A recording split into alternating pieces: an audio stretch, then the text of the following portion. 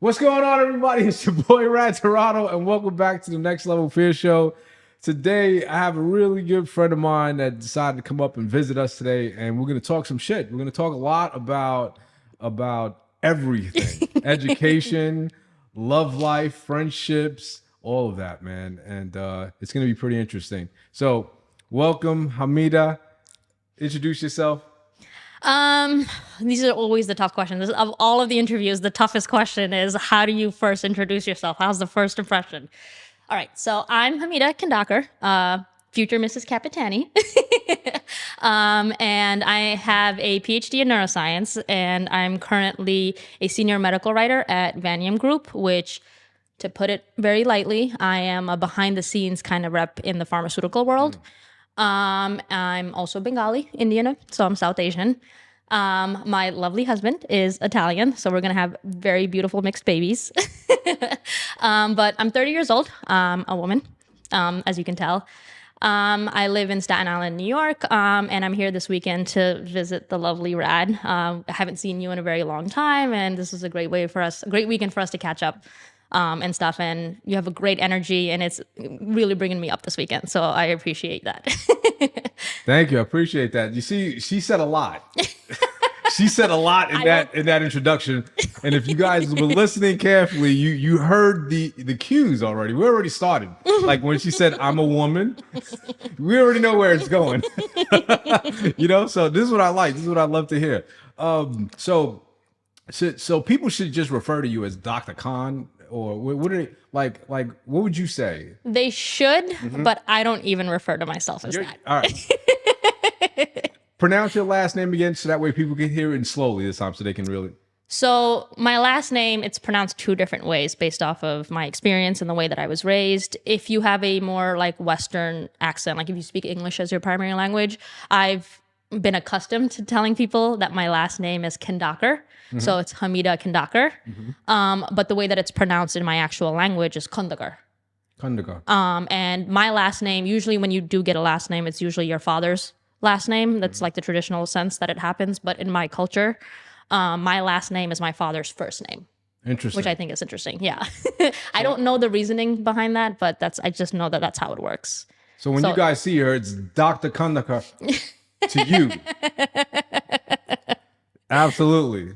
You deserve it. You worked hard for it. Thank you. I appreciate that. Let's talk about that for a little bit. Let's talk about how, because I think right now, yesterday when I was doing the calculations in terms of, how long we knew each other, I think it was like 9 years, 8 or 9 years, right? And I remember when you were in school and it was tough and you were going through it, right? But you did it. Yep. You know what I mean? And you managed a lot, and I love that. I respect that. And there's a lot of reasons why, like, I decided to do this today with you, because I speak a lot about women, and I speak a lot about their femininity and the power structure within relationships and divorce and breakups and all that stuff. And you're definitely going to shed some light on it. I know that. But before we get there, let's just go back to, like, where did you grow up? How did you live? When did you get to the United States? That sort of thing. Okay. So I was born here, but my parents, my mom's Indian, my dad's Bengali. They met the first day that they met, they got married. My father was a little bit of a bad boy back in the day, but they got married. They ran away to Germany. They won the American lottery visa, which I know is a very, very outdated thing where you put in an application, it's a lottery, and you get randomly selected to basically come to America and have the opportunity to become a citizen. And as soon as they ran away after marriage and stuff like that, and they got the lottery visa accepted, the families were like, "Oh my God, we love you guys. Like, I'm so glad that you guys got married," even though they were so against it when it first happened. They came here to America, and they came here with my brother. So my brother was born back in Bangladesh, with my father and my mother, came here. They had me and my sister, so we're American-born citizens here. Born and raised in Brooklyn, New York. So I can't say... What part of Brooklyn? All over. So you guys moved around? Yeah, we moved around a lot. And the reason for that is because shortly after my parents got here, they got divorced, unfortunately. It was very messy divorce. Like, they still can't sit in the same room together or utter each other's names. But I was born in Coney Island Hospital in Brooklyn. And since then, we grew up primarily in different parts of Flatbush in Brooklyn. Okay. But within the Flatbush area. Yeah. Because, after the divorce, my mom wasn't a working woman. It wasn't in her culture at the time to be working. She was a stay-at-home mom. So the divorce had to teach her a lot of hard lessons to, get out there.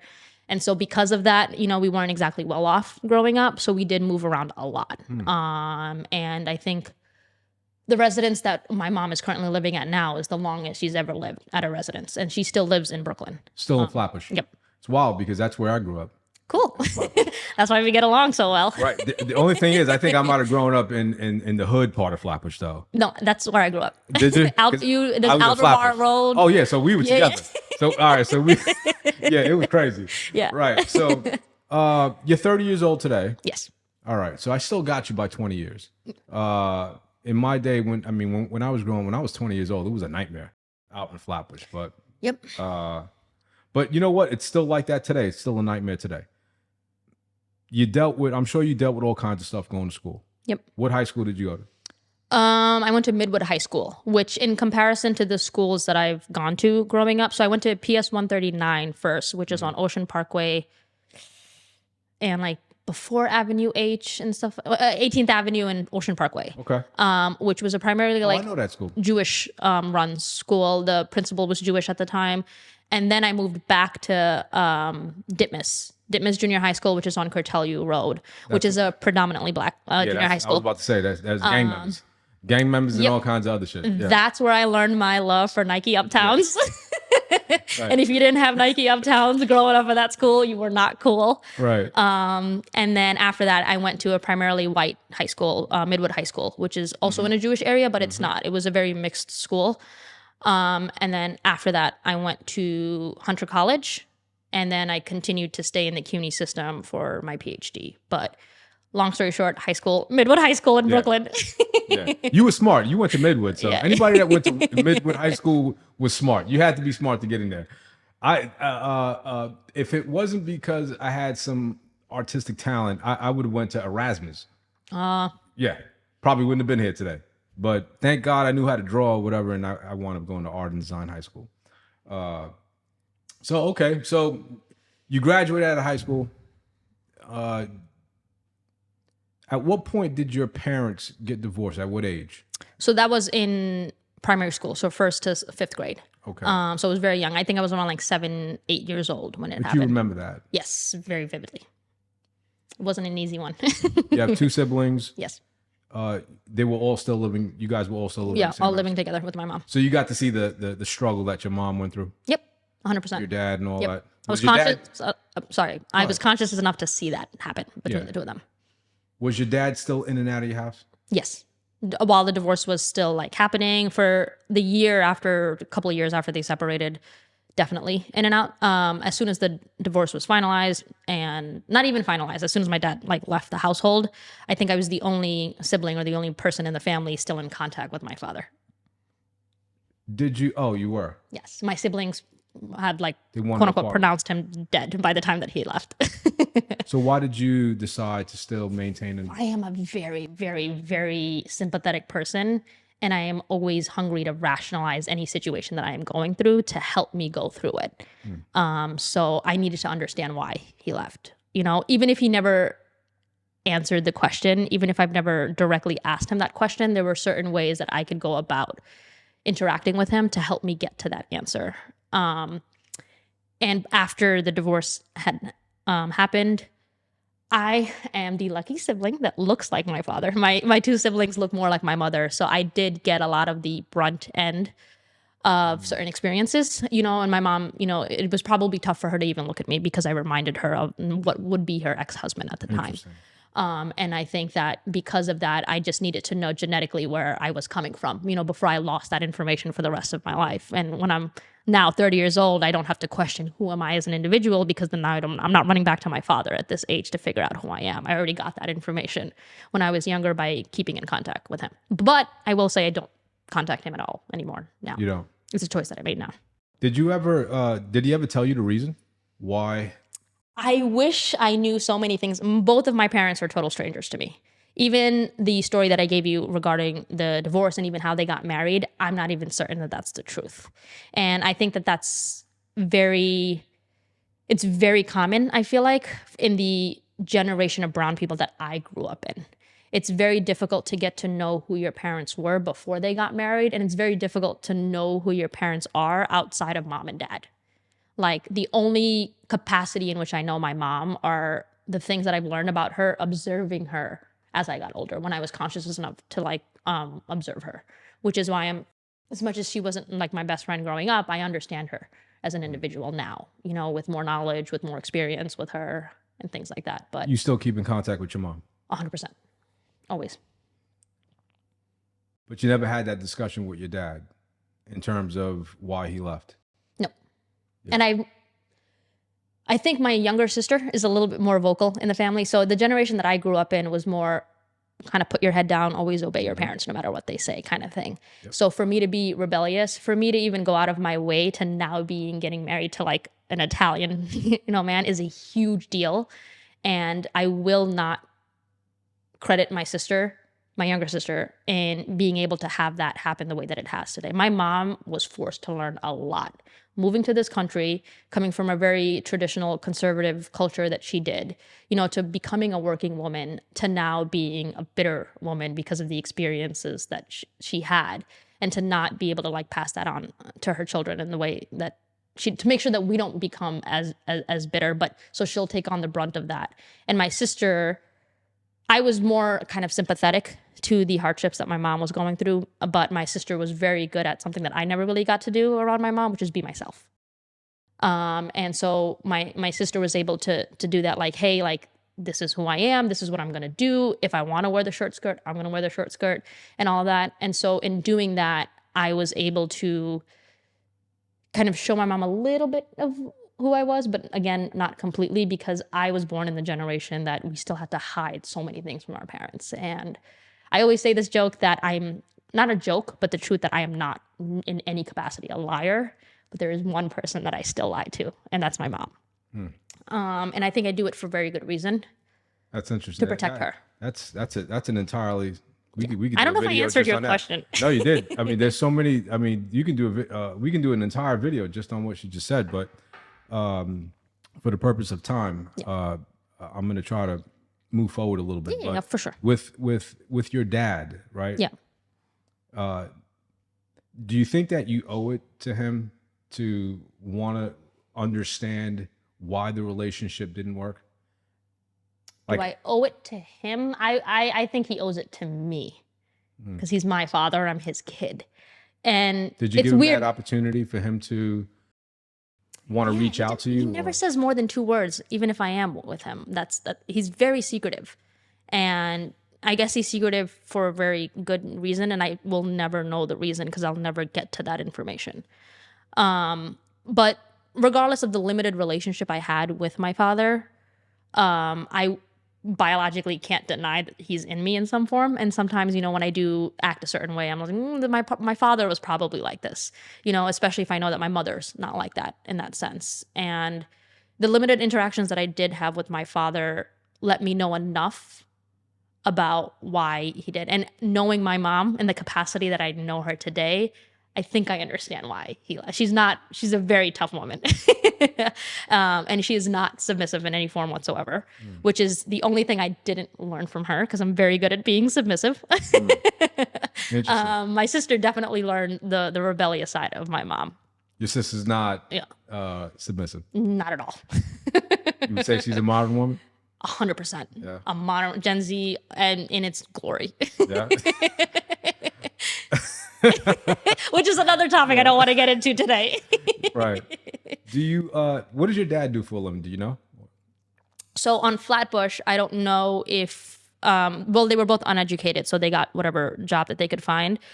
My father was a taxi driver for a little bit, I think. But again, this is based off the information I know. So hopefully it's the truth, but the truth that I know is that he was a taxi driver, and then the cookies department store on Flatbush? Yes. He used to work there as a retail worker. No way. He also used to work at the Bobby's department store as well. Bobby's all the time. Yeah, the both of them started working there together. You just brought back memories. It still exists. Wow. And there's 2 across now it's 2. They're across the street from each other.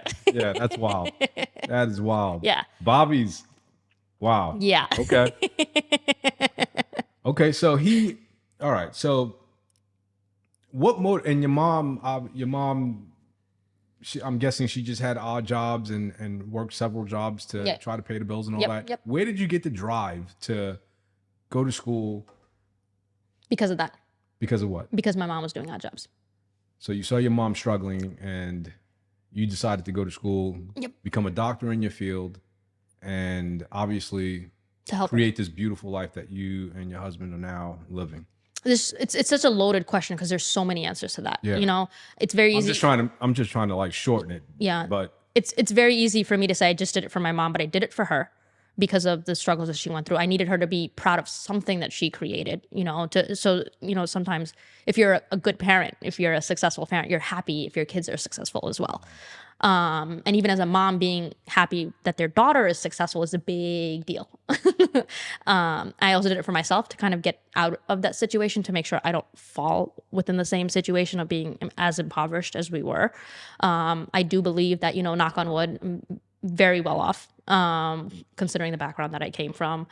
And I did it because as soon as I went to school, I was very interested in school. So it was very natural for me to progress in the manner that I did. So I think that's why I became what I did. That's why I went down the path that I did. And the motivation behind it was to just do it. But I don't want to toot my own horn, but at the same time, school was just easy for me. The streets were hard, yeah. but school was very easy for me. And I still wouldn't even consider myself street smart. I'm very book smart today.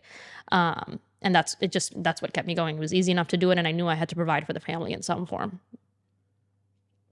Your family, not the family that you're living today, not your current family, you and your husband. No, I'm not in a situation right now where I feel like I have to support my current family with my husband. We don't have any kids or stuff like that. We're only engaged. We're going to get married next year. But because of the impoverished situation I grew up in, I always had this thing in the back of my head that you're going to have to provide for your family as you get older. That's going to be a number one thing that you always have to think about. I didn't even move out of my house with my partner until I knew I had enough financial stability to be able to provide for my own life in the way that I wanted it, in the way that I wanted it, but also be financially available for my mother whenever she needs it. And I think me and my siblings today, we're all very successful. For a single mom that raised us, as difficult as it was for her, we're all very successful. I'm a PhD graduate. My sister works at Facebook, and my brother, who also took a father figure as we grew up and things like that. He's also, similar to you, a very successful photographer here in New York City. Do you think that maybe thinking along those lines where you're thinking about your mother, that maybe that might interfere in your relationship with your fiance? It does. At what point are you going to let go and allow your mother to basically find her way? Because your life is your life. Once you marry, like, at what point are you going to allow that to just... I never prepped for that. Even though I know very well my mother could handle her own, I think that the reason why I have that as a must-have for the rest of my life, I think may today have to do less with the fact that she may need it versus more that I'm going to feel so guilty if I don't. And I don't know if that's a cultural thing, because in my culture, the South Asian culture, we're also taught to take care of our parents, and if you don't take care of your parents as they get older, it's very frowned upon in my culture. But I don't feel like it's being forced on me. I feel like what I know about my mom allows me to do this in a way that feels natural for me to do it, in a way that I can kind of thank her for what she's done for me when I was a kid and I didn't even know how to put my own diapers on, in a world that she grew up in by herself with no rule book. She didn't know how to go to work, and she would hustle her ass off to get our, and we weren't easy. She had 3 kids. We weren't easy to get our fucking pants on in the morning and then to ship us off to school, run to work and make sure you're not late, and then make sure she picks us up on time and also cooks us our dinner and stuff. Like, we definitely grew up on a lot of ramen for sure, because there just wasn't enough time and money. But she hustled ass, and I think that's why I don't even think twice about giving back to her. Like, some of our favorite dates today, whenever I go over to my mom, is to take her shopping. Buy whatever the fuck you want, just use my card at the end of the day. And I feel proud doing it. I feel happy. you know, because shopping is also my mom's like kind of like, you know, safe space kind of thing, or she's very happy doing it because she loves flaunting money. And the reason for that is because we never really had money. So and I'm not the only one that does. We all do it. We all do it for her, you know. So yeah. Are your your brother and your sister, are they married or? My brother is married and he just recently had a kid. Wow. So congratulations to him. Okay. And my sister's younger than me. Not married right now. Okay. So like I was telling you upstairs, you've managed to achieve so much, right? It's hard to hear it sometimes, but yes. Yeah. You did it, right? You got the highest degree that you could possibly get. And you still managed to maintain, like I said before, that femininity. And do you find it? Sorry, before we move on, I'm sorry to cut. Just explain that to me, because I was also having a hard time wrapping my head around the idea of what you mean by femininity in this context. Mm-hmm. So typically when you see women who are at that top tier of education, or maybe that top tier within the workplace, maybe they're vice presidents or whatever, they carry this aura about them. Even when I was a supervisor in the police department, the higher ups, the inspectors that were women, had this aura about them, this move, this swag to them, where they were like men. They moved like we did. They spoke like we did. Everything was very masculine, right? But you, on the other hand, you don't have that. You don't have that high level of masculinity. You're not walking around like a man. You're still very feminine. You still have like this very submissive way about you. Still pretty, still looking great. You know what I mean? Like, and I see it. I see it in your relationship with him. And where do you think you're able to get that to not take on that masculine role, even though you're trying to still provide for your mom, high paying job, right? No children. Like, how do you still maintain that level of femininity? I don't think it's something I've ever thought about or feel like I was ever consciously doing. I don't think I've ever had to maintain a kind of feminine aspect for me. So basically what you're saying is I'm a career woman that also cooks and cleans. Right. Best of both worlds. Yeah, exactly. Like how's that like that's a rarity today. We don't see it today. Well, maybe it helps to know that my viewpoint of my career isn't necessarily my identity, which I think is very common to associate who you are as a person with what you do for a living. Like if you ever go on a first date, one of the first things we say is like, "Hi, my name is Hameda and I have a PhD in neuroscience," or "Hi, my name is Hameda and I work in like, you know, behind the scenes of pharmacy." And that's how you identify yourself. And then the other person already starts to think about all of these things, you know, about you based off of that. Right. And so that's for their dog me, running around all over the place. So for me, it was never something that I thought about. And while you were asking me that question, what kind of came up in my head, it was this random interaction I had with one of my students. So I work behind the scenes in pharmacy, but I also still teach neuroscience on the side for Columbia University for this academic immersion program that they have. And there was one student that actually wanted to interview me in a very similar format. And I did an interview for her. And one of the questions that she asked me, and I think you can pull that up on the video, she asked me what it was like to be a woman in science. And I'm like, holy shit. That's a huge question. I was like, and the reason why I said holy shit and I was thrown off by that question is I don't know what it feels like to be a woman in science. I know what it feels like to be in science, but fortunately for me, I may be coloring it in a positive way, but I think for the most part, fortunately for me, I never really had to be told I was a woman in psychology. Like I never felt like I dealt with anything differently than the men that I've been in science with, like my research partner, my lab partners. There may have been one incident in which I was forced to feel like a woman because I wasn't offered a class that I wanted to teach simply because there was a female name on the on the itinerary instead of a male name.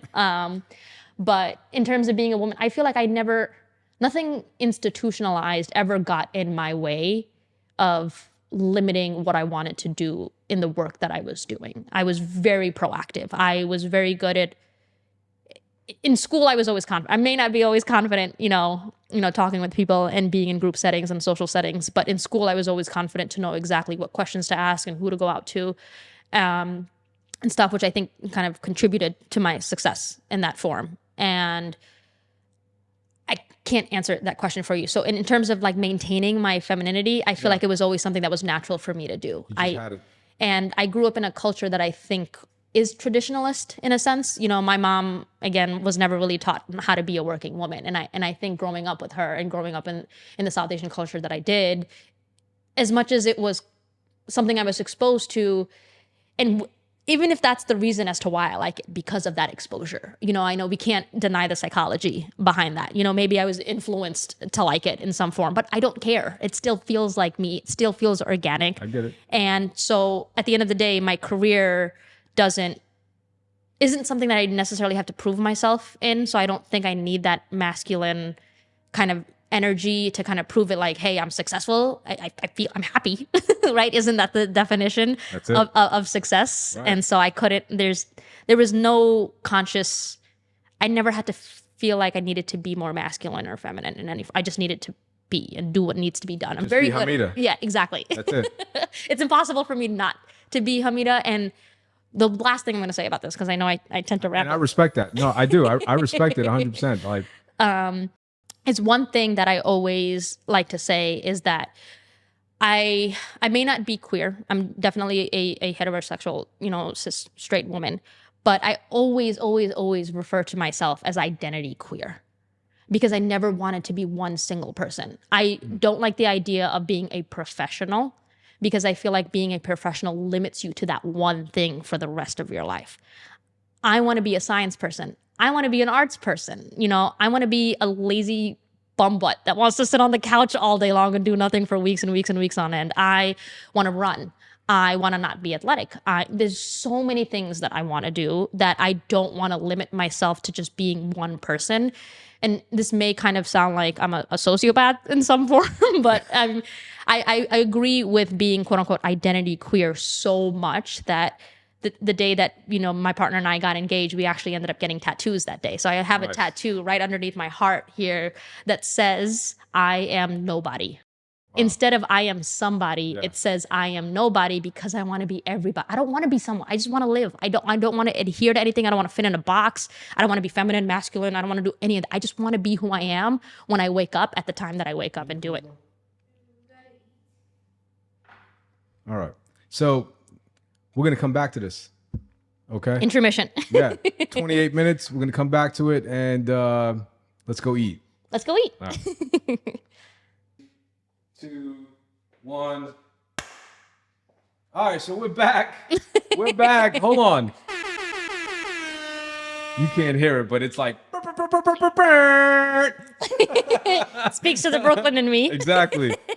All right, so dinner was good. We had to take a little break, and it was pretty good. So, getting back to what we were talking about, which was the identity queer. Break that down and explain it because maybe people don't know what you're talking about. So what I was saying before we took our little lovely dinner break, thank you to your partner. I was mentioning that I feel very identity queer. I feel it so much that I ended up getting a tattoo that kind of represents that idea on me that says I am nobody. There's so many, especially in this Instagram world, there's so many people that are trying to be somebody, trying to establish themselves in the world. And in my head, there are just so many people out there. Who cares? And it's so much of there's so much pressure to be somebody, and I don't want to be just one person. I want to be everything and anything that I can be. So if I want to be this person this day, then that's who I'm going to be. If I want to be somebody different the next day, I don't want to limit myself to one box, to one identity, to one kind of being, to one kind of personality. I want to be everything and anything. And I did mention before the break that may make me sound a little bit of like a sociopath, but the word that comes to mind instead when I say that I am identity queer is I'm more of a like a metamorphic rock that has all of these different layers of all of these different kinds of parts of you, you know? And I think everybody experiences it in some way. I'm just taking it to maybe a drastic level, is that you may be different around your parents versus your partner. You may be different around your kids versus your friends, like things like that, you know? I'm not just one person, and for every relationship I have, I'm a different part of myself with each of these individuals, and I want to be able to maintain that for the rest of my life. I'm going to start using that. I probably, maybe my friends may not understand when I say I'm identity quitting. Like, what are you, a fag? No, I'm not a fag. I'm just saying I could identify with what you're saying. I don't want to be just one person only. Wanna be everybody. As well. So, and anybody who knows my past, I did, you know, I was somebody before this as well, you know, and like you said, everybody is trying to be someone in the world of social media, and it's tough. It's tough to navigate that. But narrowing this to you being a professional and still, like I said before, maintaining your femininity, right? How do you do that? How is it? I mean, we kind of, I'm just going back to it. Yeah. Because I think that's important. 100%. Is it just you naturally? Is it because, you know, you were raised by obviously your mom, and your mom is not from this country? Like, even though you were born here, you were kind of still raised as if you were still in Bangladesh, right? So do you think that plays a role, that you can still be submissive and obey your husband and all that good stuff? Like, So I know that that's gonna come off weird for your viewers when they hear that it's okay for me to be submissive and obey my husband and all that stuff. And I do want to clarify that it doesn't feel like something I'm being forced to do. I feel like because I have a traditionalist mindset, it's something that is natural for me to do. I'm very big on ensuring that in the context of the world that we live in today, that my partner is respected as the man that he is. And in doing so, I don't feel like I'm giving up any part of myself by making sure that that happens. Because for him, I know how much his identity means to him, you know? And in the same way that us females need to be, you know, pushed up and be supported by other females, males need it too. Guys need it too, you know? And Steven, my partner, is very used to kinds of male friendships where you guys shit on each other a lot. It's natural that, you know, women will shit on each other, and like you mentioned in your previous episode, behind each other's back, or like with subliminal messaging. But males do it like up front in your face. it's what we do. They'll have physical fights and they'll be best friends the next day. That's the man code. But as a female partner of someone who is my partner, like, I need to be able to make sure that he can venture into those softer parts of himself without feeling like he's losing any kind of masculine identity that he may adhere to or believe in or believe about himself and things like that. And I think as his partner, or as a partner in general, I have to be able to cater to that in the way that he needs for himself.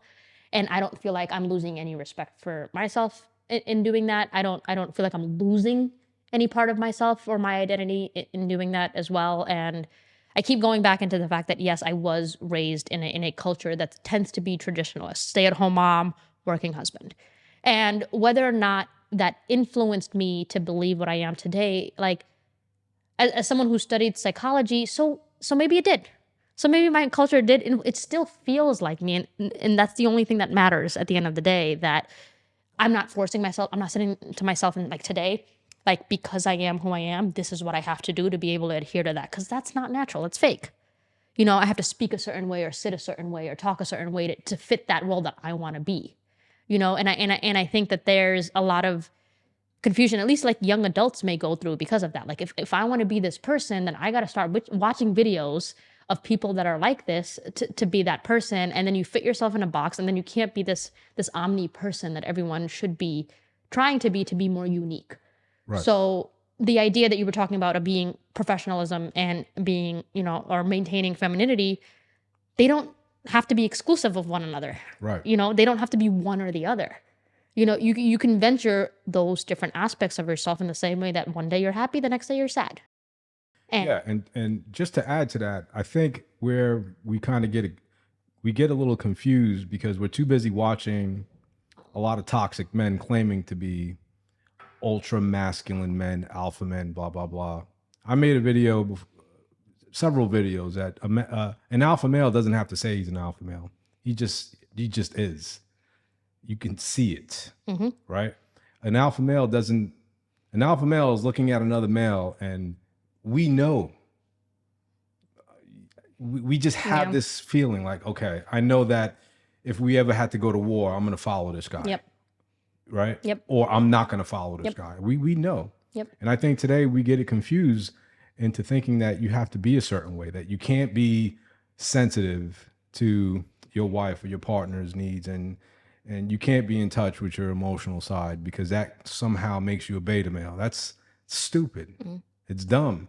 And so, yeah, I like the fact what you said about, being able to support him and kind of help him stay in touch with, who he is, whatever that is. I mean, I've known my partner for over 11 years, and I will also admit that I could be insanely biased in saying this, but in meeting him, his family, and all of his friends that he grew up with, like I call his friends his diaper buddies because they basically knew each other since they were in diapers, and I think that that's a wonderful thing to have. Yeah.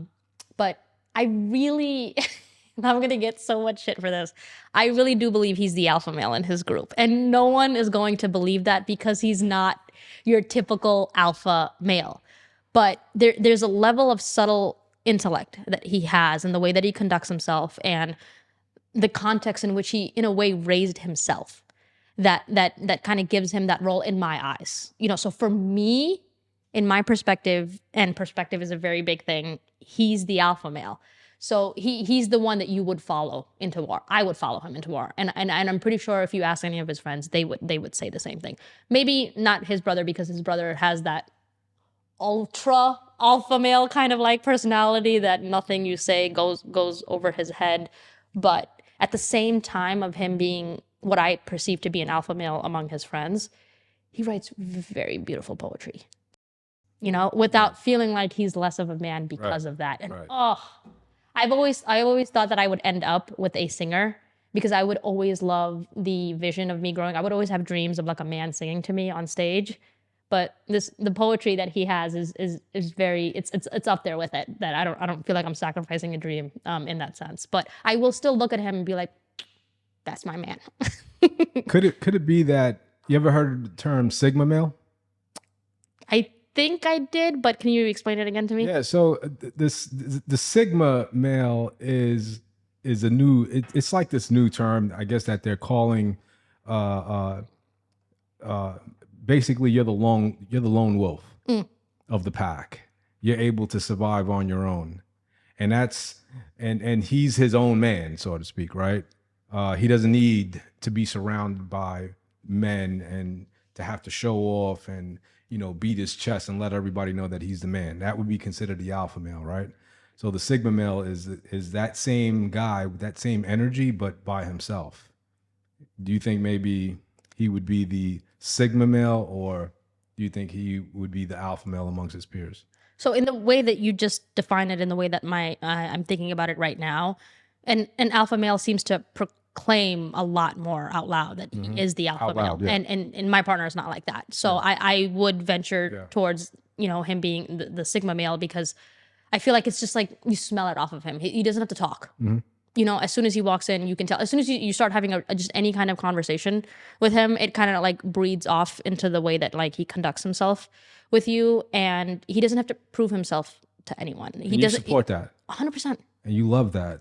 That's what I'm attracted. You find that sexy. Very, very, very sexy.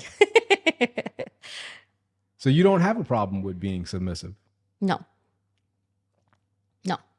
I get satisfaction out of watching him from the like if we're at a party together, for example, love observing him from the other side of the room. So all these ladies that you see out in social media that are boasting about them having a PhD, them being a doctor, and I'm a boss bitch. What would you have to say about that? I mean, a lot of them are single, a lot of them are alone. A lot of them are dating down at an older age because they had that mentality graduating out of school, whether it be in their late 20s, early 30s, and they find themselves alone. Well, after you've established a career, you know, there to be social, to be around other people and to be with other people is actually a biological need for us. We cannot thrive alone. That we're born into families. You know, like if we're born as an infant, we can't survive without our mother's milk for the first couple of years of our life. Or, you know, And you knew that at what age?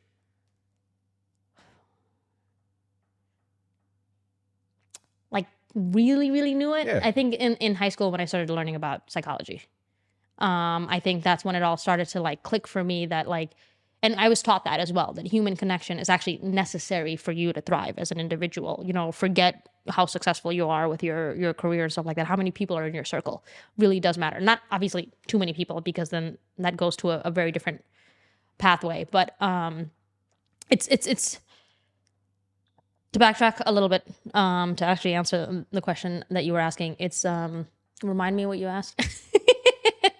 Because I told you I tend to ramble. Yeah. What do you think about like so the women that are out here? Oh, right. You know, in their toxic femininity, their masculine roles. I'm a PhD. I'm a doctor. I'm a boss bitch. I don't need no man. That mentality. Like, you're obviously making great money. You're a doctor in your field, right? Doing very well, but you still find it necessary and it's important for you to be with a man and to have your man still lead the house. Like, these are the things that you have naturally. Like, My career doesn't solely define me. My man doesn't solely define me. They're different facets of who I am as an entire individual. And I think we have to, it's hard to accept, but it's you have to accept the fact that there's so many different layers to every single individual that you meet. They're not just the one thing that's promoted to you all the time. And when we were saying earlier about like any person that, you know, establishes their career for, you have to go through it all. You go to school for yourself. Nobody's taking your test for you. Nobody's graduating for you. No one's going to those interviews for you. Once all of that is established, you know, and you are looking, unfortunately, the pool kind of sucks right now. yeah. I'm always warned. I've been in a partnership with my partner for over 11 years, and I've always been told. I mean, I don't think it's ever going to end, and I'm very positive about that because of the confidence that I have in our relationship and how we kind of grown together. But they always tell me, do not break up. Like the pool out there is ridiculous, and I think that people, the way that things are being taught today is very different from the way that it was taught before, and what it really actually means to find yourself and to know yourself and to accept yourself and to love yourself. You know, self-care today is like putting a mask on at the end of the day and, you know, taking a bath. You know, self-care is promoting yourself in a positive manner and being okay with the fact that you may not like everything about yourself. Just because we're all imperfect in that sense. And, you know, so by the time that, you know, you graduate, you get your career and stuff like that, in the pool that's available today, I feel like the reason why I personally feel that many people may fall into that bucket of settling to the next best thing that they find in this pool that may not be good enough for them, it has a lot to do with the fact of, you know, what's available out there because of the way that the generation is kind of progressing, but also because it's not a priority for them. Their careers and the way that they have made their journey, for example, has forced them to think that you got to do this alone. Yeah. So any partnership that you have, any relationship, whether it's a friendship or a marriage or anything, is second nature to who you are as an individual. You still have to promote yourself above your partner because your career has forced you to do that as a female in particular, because you do have to fight hard sometimes. Like I said earlier, I didn't necessarily ever feel that I had to fight for my work spoke for itself. And again, I know that I'm very fortunate in that. And I know a lot of females out there do complain that I don't get where I need to go because people perceive me as a female, and then boom, done. They don't want to listen to me anymore. They just want to stare at my boobs. Got it. But, you know, and if you use it to your advantage, you still get judged. You know what I mean? Like, if you have the boobs that does the talking, use the boobs. You know, and there's nothing wrong with that either. You know, you have to be able to support success in whatever form it comes in. And the way that you say successful females sometimes become more masculine over time is a lifestyle, a mindset that may be forced onto them because we're taught that only males are successful, like in the traditional sense. But I don't feel that about myself. And I think maybe that has a lot to do with the fact that I grew up in a household where a female was the alpha male. My mom was a single mother raising us, so I knew what it was like to work. Yeah. I knew what it was like to put your hours in, you know, and do what needs to get done, whether or not you're male or female. Like we were all putting in the work. My female sister and my no, but we were all doing the same amount of work in the household that we were in. Do you think that maybe that's the reason why you choose maybe the fact that your father wasn't in the picture, they got divorced, right?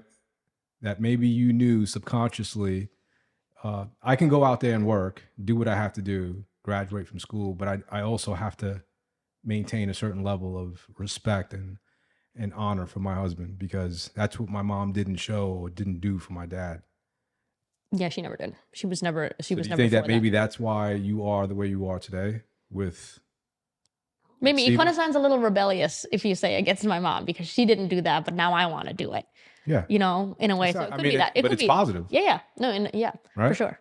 And it's interesting because I love my career, I really do, but I love my home too. If I could give up my career to be home, whether that's influenced by biology, because you know females belong at home, and a lot of people say that, or if it's influenced by my culture, like everything that you are as a human being, and this is maybe kind of being influenced by the psychology background that I have.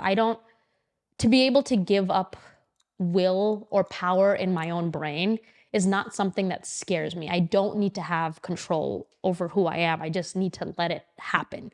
So regardless of the context or the reason behind why I like what I do or why I want to do what I do, whether it's influenced or not, it feels good to me. And that's the only thing that matters to me at the end of the day. So I love a clean house. Yeah. My house, whenever you walk in, like you cannot put down a sock on the floor without me recognizing that a sock and that's after working 8 hours a day. Mm-hmm. The first thing I do when I log off the computer sometimes is I'm like, y'all better take notes. I'm looking for if my partner left socks. Y'all better take notes.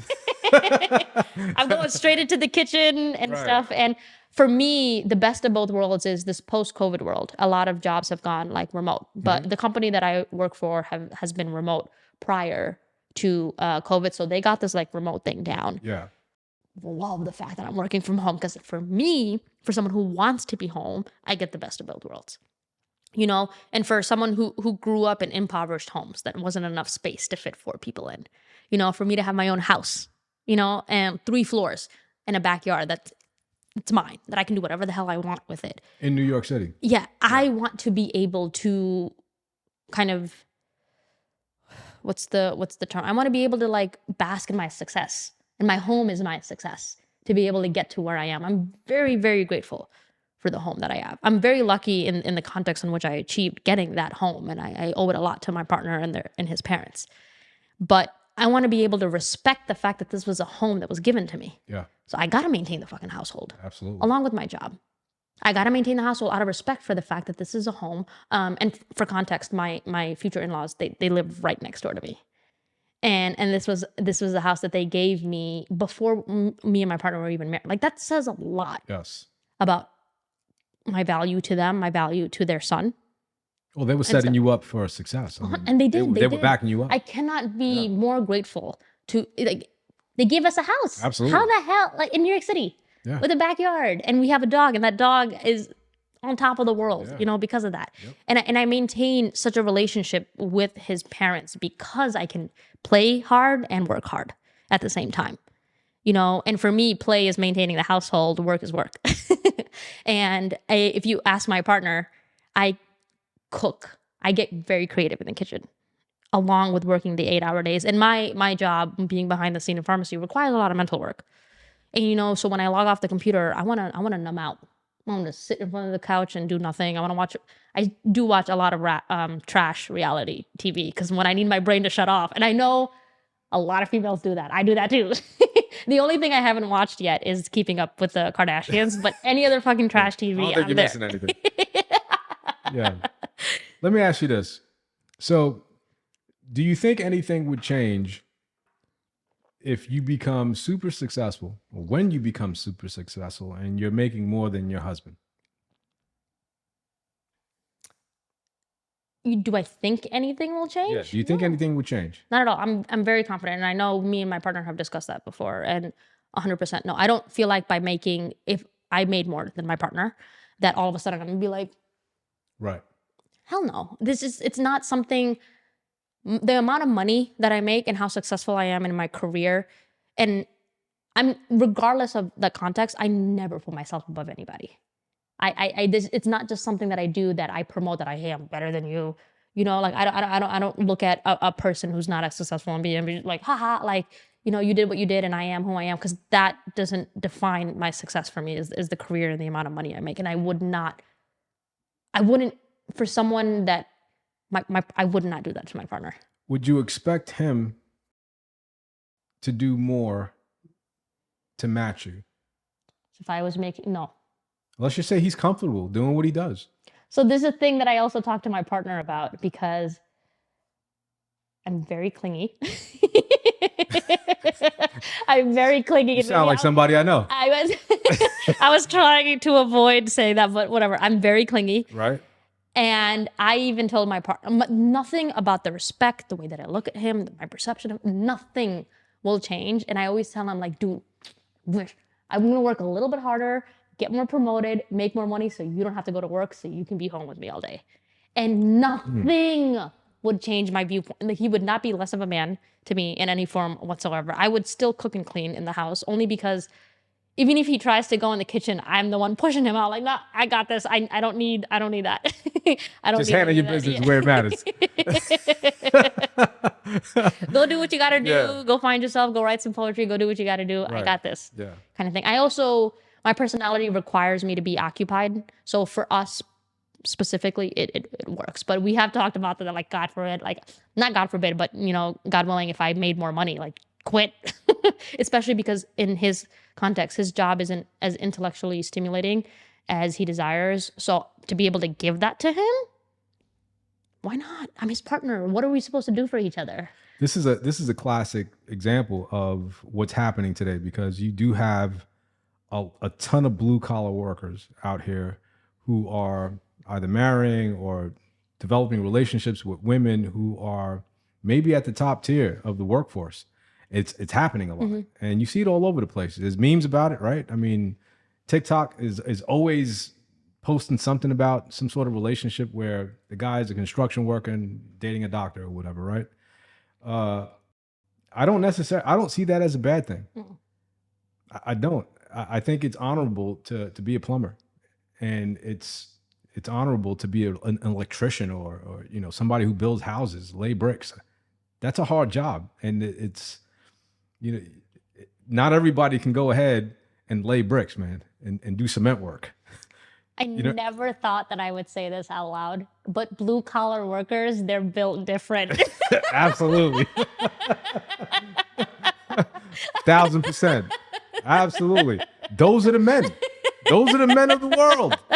I'm telling you, these guys are busting their butts. You see them, hands made of steel. You know what I mean? Like, I don't think we give enough credit to blue collar workers. Everybody today wants to be a rapper, a YouTuber, without having a career first, right? Everybody wants to be some sort of, get rich type, job, whatever it is. Let me go out and get TikTok famous, and we forget about the real world. In the real world are the guys out there doing, all the masonry work, building homes.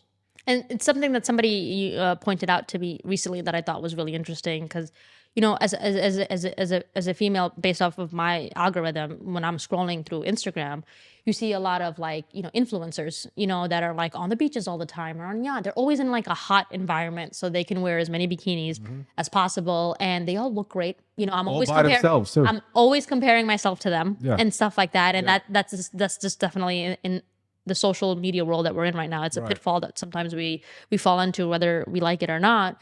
But then I went to the beach recently in New York City, in Long Beach. You don't see these people. Where are they? It's all a lie. Where are they? No, I'm telling you, it's all a lie. I haven't seen a single influencer body, maybe one, but that's because I was looking hard for You it. know why you don't see those people? Because they don't exist in that context. Those people are in the gym. That's their career. That is their career. This is what they have to do.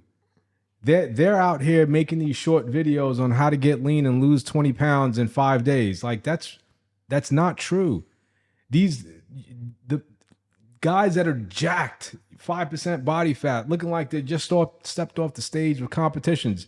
Those guys live in the gym. They don't party. They don't go out. They're not putting themselves in situations where they're drinking alcohol. And these guys are miserable. They're not drinking their calories like They're I not am. drinking these calories. 100 calories per this glass. They're not doing this, right? It's all a lie. The girls that you see by themselves, a lot of these girls are prostitutes. They're prostitutes. They're always by themselves because they want to show that they're living this false life. Oh, I'm in Dubai this weekend. Oh, I'm in, I don't know, Spain next weekend. And they're taking these trips and a lot of them have OnlyFans and they're just living a lie. Well, they're very good marketers to get people to buy tickets to go to Dubai Yeah. and buy the next product that's out there that's on them. You know, the number one comments that you see that I can't tell is real or not is like, oh my God, where's that shirt from? Right. Or where are those heels from? Or I need to buy Right. this or I need to buy that. Oh, what's that thing in your bookshelf back there and Right. stuff. It's all marketing. It's Yeah. free influencer culture is free advertising. Look, you're as real as it gets.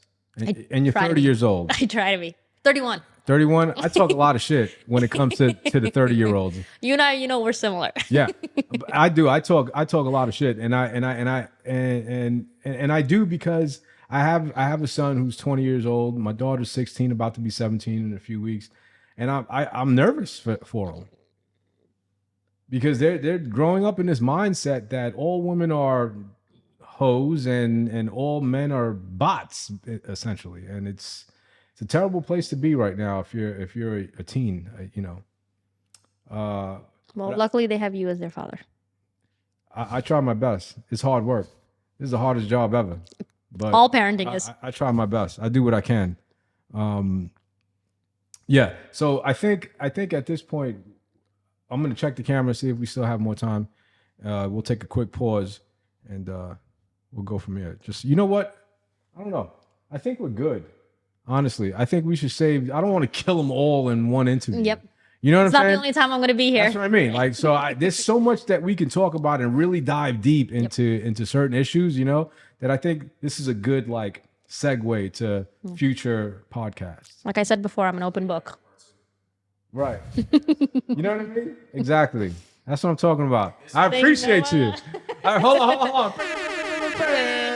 Hold on. Don't forget, I'm a female. You got to kiss my hand. There you go. Show it to the camera. All right. There you go. Ah. I don't bump fists. You That's kiss what my I'm hand. talking about. Until next time, folks, we'll see you on the next one.